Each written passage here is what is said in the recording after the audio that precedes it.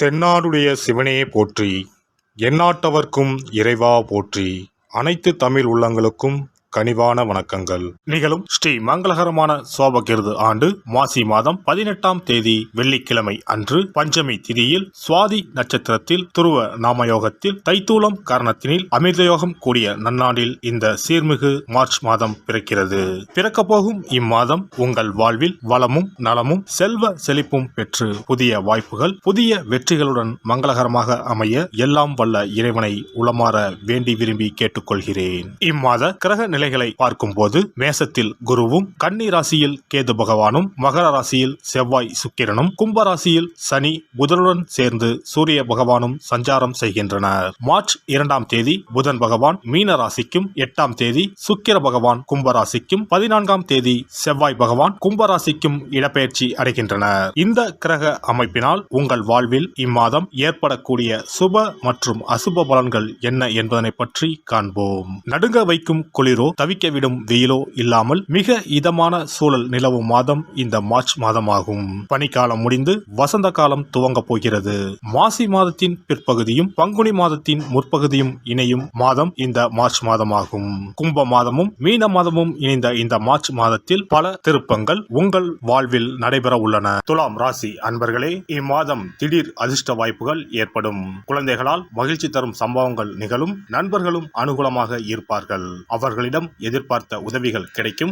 வெளி வட்டாரத்தில் செல்வாக்கு அதிகரிக்கும். தெய்வ பக்தி அதிகரிக்கும். எடுத்த செயலை வெற்றிகரமாக முடிப்பீர்கள். பணப்புழக்கம் அதிகரிக்கும். குடும்பத்தில் உறவினர்களிடையே இருந்த கருத்து வேறுபாடு நீங்கி சுமூகமான சூழ்நிலை உண்டாகும். வெளி வட்டாரத்தில் மதிப்பு மரியாதை கூடும். சிலருக்கு புதிய வீடு வாகனம் வாங்கும் வாய்ப்பு உண்டாகும். மாத பிற்பகுதியில் குடும்ப பெரியவர்களால் நன்மைகள் நடக்கும். நண்பர்கள் உதவிகரமாக இருப்பார்கள்.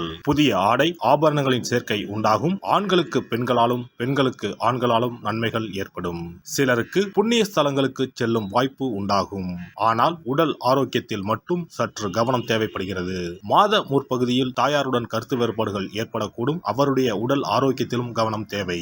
தாய்வழி உறவுகளிடம் அனுசரணையாக நடந்து கொள்ளவும். அலுவலகத்தில் எதிர்பாராத பதவி உயர்வு உங்களை உற்சாகப்படுத்தும். சக ஊழியர்களிடையே பெரிதும் மதிக்கப்படுவீர்கள். உங்களுடைய அனுபவ பூர்வமான ஆலோசனைகள் நிர்வாகத்தினரால் பெரிதும் பாராட்டப்படும். தொழில் வியாபாரத்தில் முன்னேற்றமான சூழ்நிலையே காணப்படுகிறது. உழைப்புக்கேற்ற ஆதாயம் கிடைக்கும். பங்குதாரர்களுடன் இணக்கமான சூழ்நிலை காணப்படும். ஆனாலும் மறைமுக பிரச்சனைகளை சமாளிக்க வேண்டி இருக்கும்.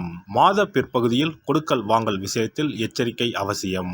குடும்பத்தை நிர்வகிக்கும் பெண்களுக்கு உறவினர்கள் மத்தியில் மதிப்பு மரியாதை கூடும். கணவரின் அன்பும் அவர் வழி உறவினர்களால் நன்மைகளும் ஏற்படும்.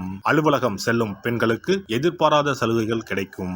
மாணவர்கள் பெற்றோர் ஆசிரியர் கூறியபடி செயல்படுவது கல்வியில் வெற்றி பெற உதவும். மனோதைரியம் கூடும். கலைத்துறையினருக்கு எதிர்பார்த்தபடி வரவுகள் இருக்கும். வெளிநாடு செல்வதற்கு வாய்ப்புகள் வந்து சேரும். மருத்துவ செலவுகள் குறையும். அரசியல் துறையினருக்கு கடந்த காலத்தில் உங்களை விட்டு சென்றவர்கள் விரும்பி வந்து சேர்வார்கள். உறவு பலப்படும். தொலைபேசி தொடர்பு மூலமாக சிலர் புதிய தொழில் ஒப்பந்தங்களை ஏற்படுத்தி லாபம் தேடும் முயற்சியில் ஈடுபடலாம். சித்திரை 3-4ஆம் பாதங்கள்.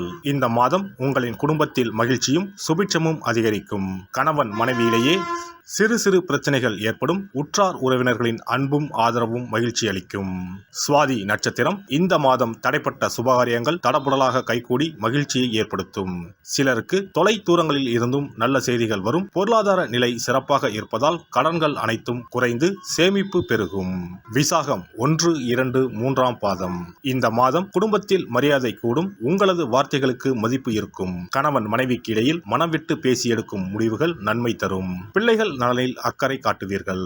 வைஷ்ணவி தேவியை வழிபட்டு வர நோய் நீங்கி உடல் ஆரோக்கியம் உண்டாகும். பணவர. இனி இந்த மார்ச் மாதத்தில் மகா சிவராத்திரி எப்போது, இந்த நாளுக்கு அப்படி என்ன சிறப்பு என்பதனை பற்றி காண்போம். சிவபெருமானுக்கு எத்தனையோ திருநாமங்கள் உள்ளன. அவற்றில் மிக உயர்வானதாக சொல்லப்படுவது மகாதேவன் என்ற திருநாமம். மகாதேவன் என்றால் கடவுள்கள் அனைவருக்கும் மேலான கடவுள். கடவுள்களுக்கு எல்லாம் தலைவன் என்ற பொருள். சிவாய நம என சிந்திப்பவர்க்கு அபாயம் ஏற்படாது என்பார்கள். அப்படி கர்ம வினைகளில் இருந்தும் அனைத்து விதமான துன்பங்களில் இருந்தும் விடுபடுவதற்கு சிவனே கதி என சிவபெருமானை சரணடைவதற்கு ஏற்ற நாள் மகா சிவராத்திரி தினமாகும். மகா சிவராத்திரி நாளில் சிவபெருமானை முழு மனதுடன் உண்மையான பக்தியுடன் வழிபட்டால் நம்முடைய வேண்டுதல்கள் அனைத்தையும் சிவபெருமான் நிறைவேற்றி வைப்பார் என்பது ஐதீகம். கவலைகள் நீங்கி காரிய வெற்றியை தரக்கூடிய நாள் மகா சிவராத்திரி விரத நாளாகும். சிவபெருமானுக்கு உரிய அஷ்ட விரதங்களில் மிக முக்கியமானது மகா சிவராத்திரி விரதமாகும். சிவபெருமானின் அருளை பெறுவதற்குரிய மிக உன்னதமான புண்ணிய நாளாகும். ஒவ்வொரு மாதமும் தேய்பிறை சதுர்த்தசி திதியில் வருவதை மாத சிவராத்திரி என்றும், மாசி மாதம் தேய்பிறை சதுர்த்தசியில் வருவதை மகா சிவராத்திரி என்றும் கொண்டாடுகிறோம். நாடு முழுவதும் சிவ பக்தர்களால் கோலாகலமாக கொண்டாடப்படும் விழாக்களில் மகா சிவராத்திரி விழாவும் ஒன்று. இந்துக்களின் மிக முக்கியமான விரத நாட்களில் இதுவும் ஒன்று. முப்பெரும் தேவர்களில் ஒருவரான சிவபெருமானுக்குரிய ராத்திரியாக சிவராத்திரி கொண்டாடப்படுகிறது. இந்த ஆண்டு மகா சிவராத்திரி விழா மார்ச் 8ஆம் தேதி கொண்டாடப்பட உள்ளது. அன்று இரவு 8:20 மணிக்கு துவங்கி மார்ச் 9ஆம் தேதி மாலை 6 மணி வரை சதுர்த்தசி திதி உள்ளது. இதனால் மார்ச் 8ஆம் தேதி இரவு 8:30 மணிக்கு பிறகே சிவராத்திரி பூஜை துவங்க வேண்டும். சூரிய பகவான் கும்பராசியில் பயணம் செய்யும் மாசி மாதத்தில் தேய்பிறை சதுர்த்தி நாளில் முதல் நாள் மாலை துவங்கி அடுத்த நாள் காலை வரை சிவனுக்கு தொடர்ந்து 4 கால பூஜைகள் செய்யப்படும். சிவராத்திரி அன்று இரவு முழுவதும் கண் விழித்து சிவ வழிபாடு செய்து அபிஷேகம், ருத்ராபிஷேகம் செய்து சிவ மந்திரங்களை உச்சரித்து சிவனின் அருளை வேண்டி பிரார்த்தனை செய்ய வேண்டும். ஆன்மீகத்தில் உயர்ந்த நிலையை அடைவதற்கும், துன்பங்கள் மற்றும் பாவங்களில் இருந்து விடுபட்டு மோட்சத்தை அடைவதற்கும் ஏற்ற நாள் இதுவாகும். மகா சிவராத்திரி அன்று அதிகாலையில் எழுந்து புனித நீராடி வீட்டை சுத்தம் செய்து பூஜை அறையில் விளக்கேற்றி வைக்க வேண்டும். பிறகு மாலையில் சிவன் கோவிலுக்கு சென்று அங்கு நடக்கும் அபிஷேகம் பூஜைகளில் கலந்து கொள்ள வேண்டும். அன்று சிவலிங்கத்திற்கு பஞ்சாமிர்த அபிஷேகம் செய்வதும் வில்வ அர்ச்சனை செய்வதும் மிக சிறப்பானதாகும். மகா சிவராத்திரி நாளில் எத்தனை முறை முடியுமோ அத்தனை முறை பஞ்சாட்சர மந்திரமான ஓம் நம சிவாய மந்திரத்தை உச்சரிக்க வேண்டும். இது தவிர சிவபுராணம் பாராயணம் செய்வது மிகவும் சிறப்பானதாகும். இந்த நாளில் ருத்ராபிஷேகம் செய்வதும் கோவில்களில் நடக்கும் ருத்ராபிஷேகத்தில் கலந்து கொள்வதும் மிகவும் சிறப்பானதாகும். இந்த முறையில் மகா சிவராத்திரி விரதம் இருந்தால் முந்தைய 3 பிறவிகளில் செய்த பாவங்கள் நீங்கும். மனக்கவலைகள், நோய்கள், வறுமை நிலை ஆகியன நீங்கும். அதோடு வாழ்வில் அனைத்து விதமான இன்பங்களும் உயர்வும் கிடைக்கும்.